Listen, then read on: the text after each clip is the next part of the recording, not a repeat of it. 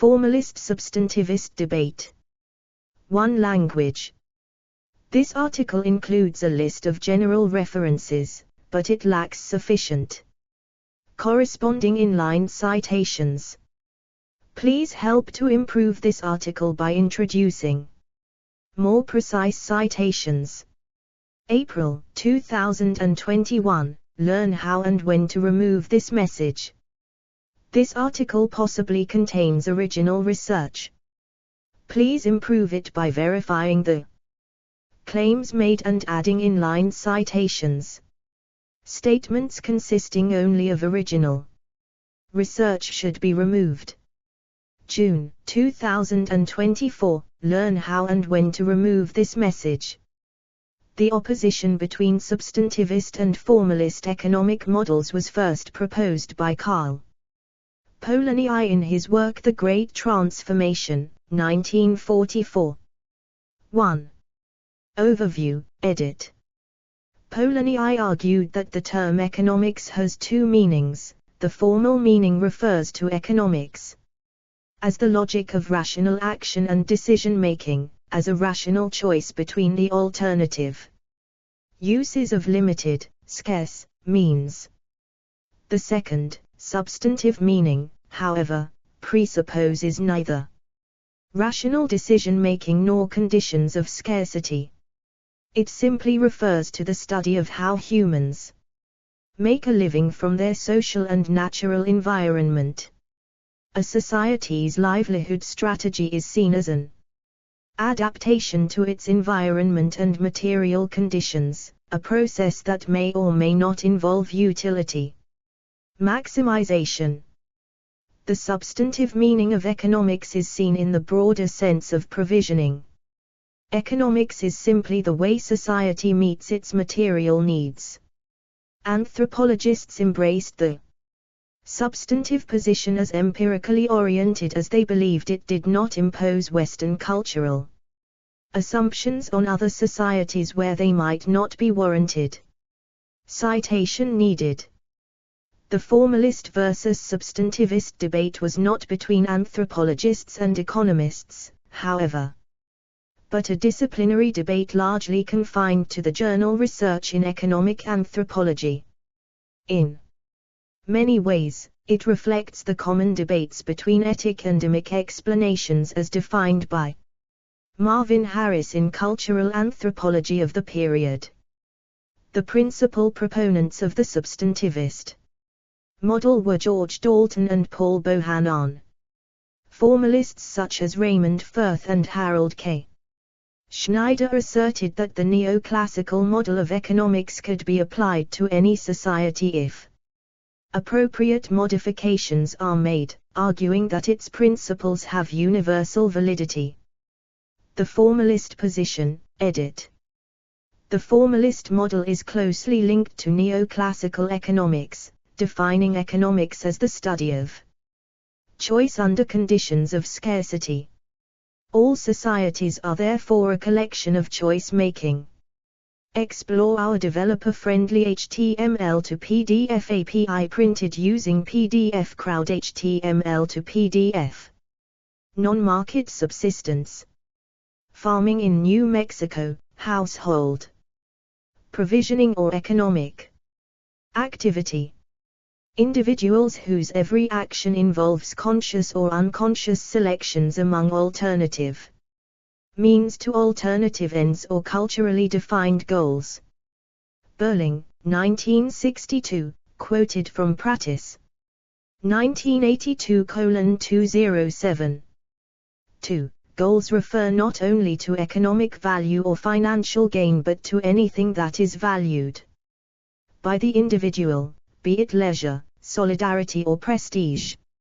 Since a formalist model usually states what is to be maximized in terms of preferences, which often, but not necessarily include culturally expressed value goals, it is deemed to be sufficiently abstract to explain human behavior in any context.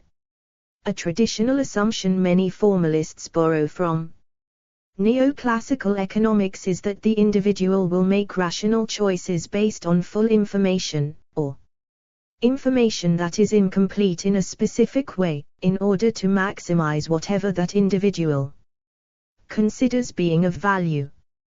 While preferences may vary or change, and information about choices may or may not be complete, the principles of economizing and maximizing still apply.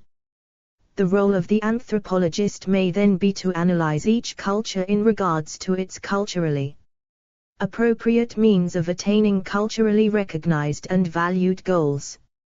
Individual preferences may differ from culturally recognized goals, and under economic rationality assumptions individual decisions are guided by individual preferences in an environment constrained by culture, including the preferences of others.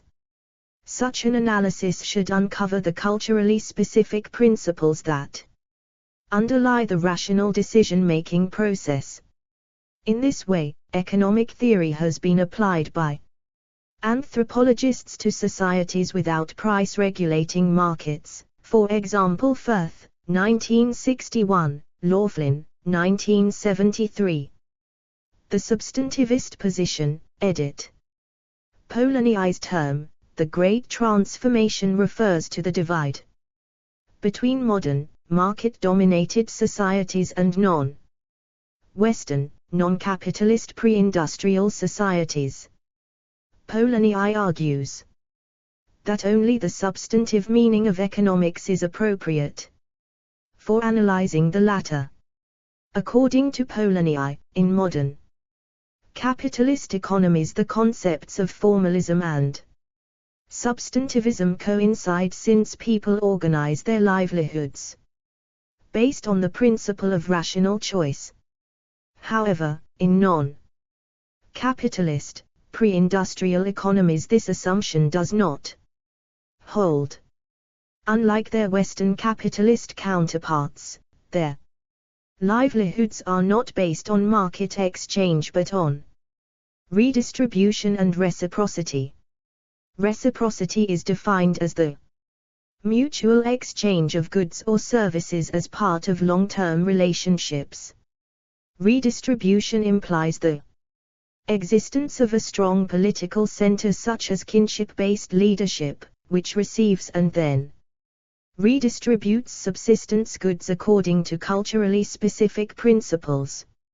In societies that are not market-based, reciprocity and redistribution usually occur together. Conversely, market exchange is seen as the dominant mode of integration in modern industrial societies, while reciprocity may explore our developer-friendly HTML to PDF API printed using PDF Crowd HTML to PDF. Continue in family and inter-household relations, and some redistribution is undertaken by the state or by charitable institutions. Each of these three systems of distribution requires a separate set of analytical concepts. Without a system of price-making markets, formal economic analysis does not apply, as for example, in centrally planned economies or pre-industrial societies. Original research. Economic decision-making in such places is not so much based on individual choice, but rather on social relationships, cultural values, moral concerns, politics, religion, or the fear instilled by authoritarian leadership.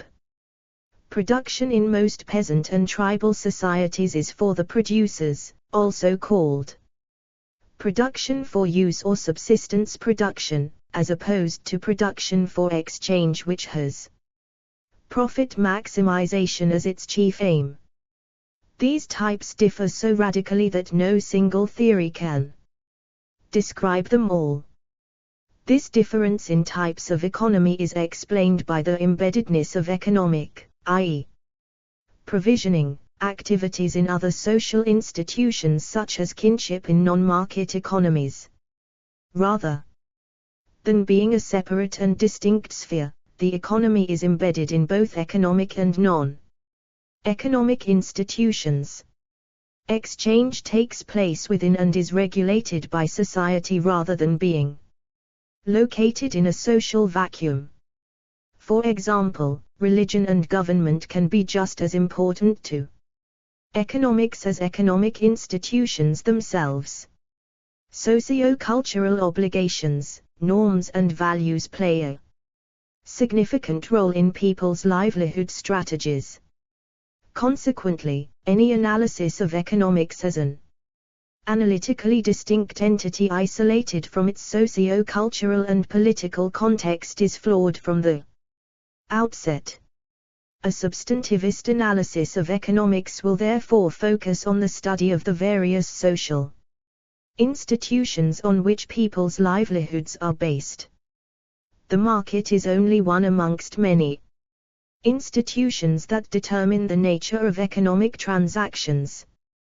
Polanyi's central argument is that institutions are the primary organizers of economic processes.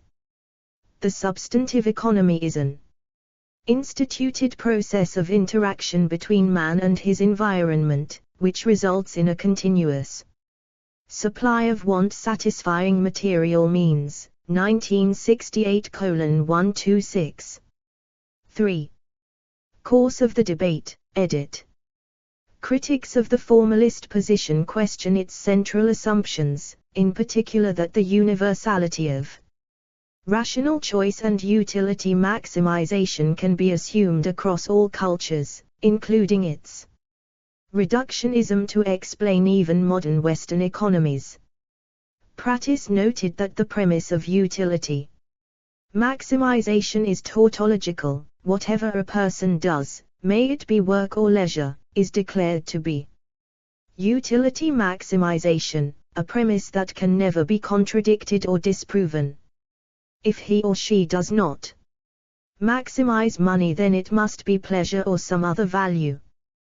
To quote, this post hoc reasoning back to a priori assumptions has minimal scientific value as it is not readily subject to falsification. 1989:212. 4. For example, a person may sacrifice their own time, finances, or even health to help others. Formalists would then pronounce that they do so because they value helping others, and so explore our developer-friendly HTML to PDF API printed using PDF Crowd HTML to PDF. Sacrifice other goals in order to maximize this value, for example meaning, satisfaction of having helped, approval from others, etc. Similarly, Goodman argued that Western economic anthropologists will invariably find the people they study behave rationally, since that is what their model leads them to do. Conversely, formalism will consider any behavior that does not maximize utility based on available means as irrational, even though such non-maximizing acts may seem perfectly rational and logical to the individual whose actions may have been motivated by a completely different set of meanings and understandings. Finally, there is the substantivist point that both economic institutions and individual economic activities are embedded in social and cultural institutions and can therefore not be analyzed in isolation. Social relationships play an essential role in people's livelihood strategies. Consequently, a narrow focus on atomized individual behavior to the exclusion of his or her socio-cultural context is bound to be flawed. Substantivism has also had its critics.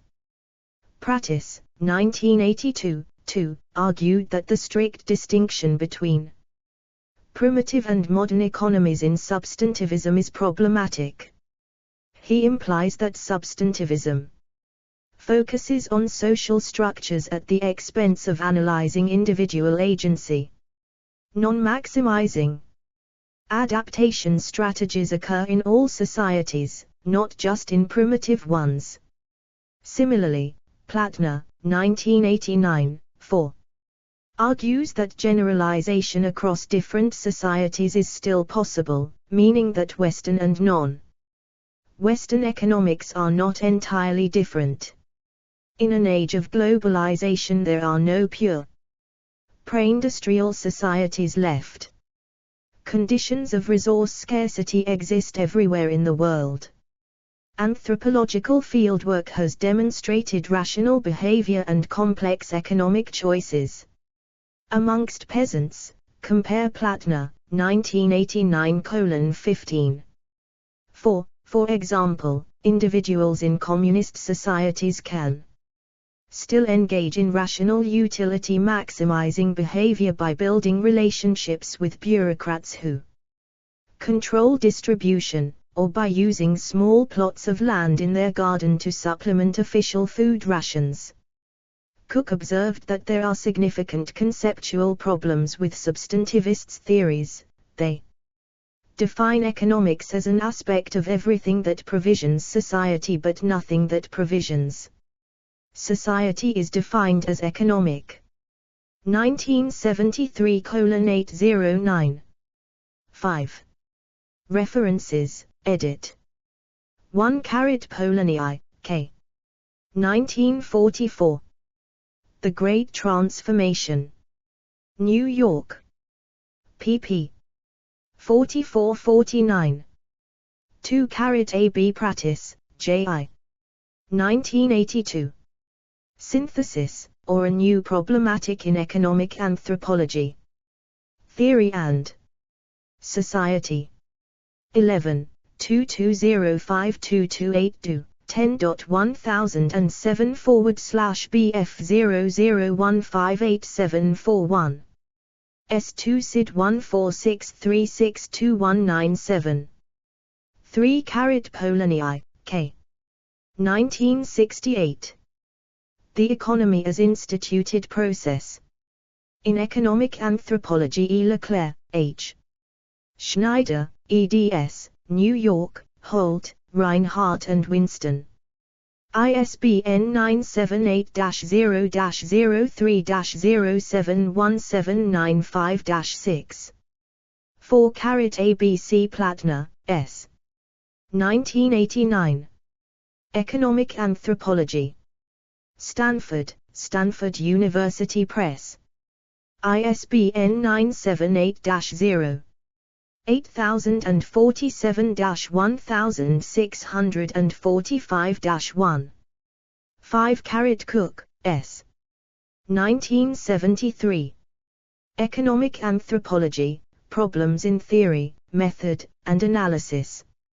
Handbook of Social and Cultural Anthropology, 795-860. Explore our developer-friendly HTML to PDF API printed using PDF Crowd HTML to PDF. Category: Economic Anthropology. Explore our developer-friendly HTML to PDF API printed using PDF Crowd HTML to PDF.